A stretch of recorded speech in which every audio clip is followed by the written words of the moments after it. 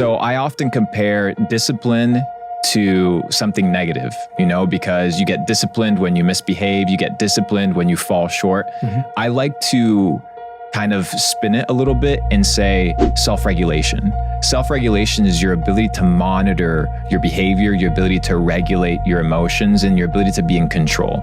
I don't want to be a person that's always focused on being disciplined. I want to be a person that has mastered self-regulation, a person that has mastered being able to say yes, being able to say no, and then simultaneously being able to play with the balance of balance. Most people apply self-discipline and they neglect so many beautiful things that they could experience in life because, I just got to be hard on myself. No, not necessarily. You just have to self-regulate, understand how to manage your life, and understand that it's a lot more enjoyable when you are a person that has self-control as opposed to a person that is just following a set of rules over an extended period of time. I think it all comes down to self-regulating good and bad things. So a good thing at the wrong time can be a bad thing.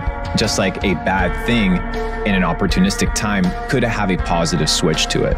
So it's not about self-regulating crack cocaine, you know what I mean? It's about understanding that if you have too much of a good thing and you don't apply this self-regulation, it can be negatively affecting you.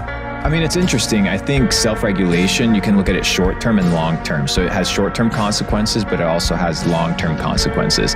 What I always tell people is in my decision-making process, I never want to make irreversible decisions. So you never want to make decisions that you cannot reverse. So for example, I go fuck a bitch, get that girl pregnant. I can't reverse that decision. It's done. My life will fundamentally be different. Had I self-regulated and kept my dick in my pants, I would have been able to avoid decision-making, right?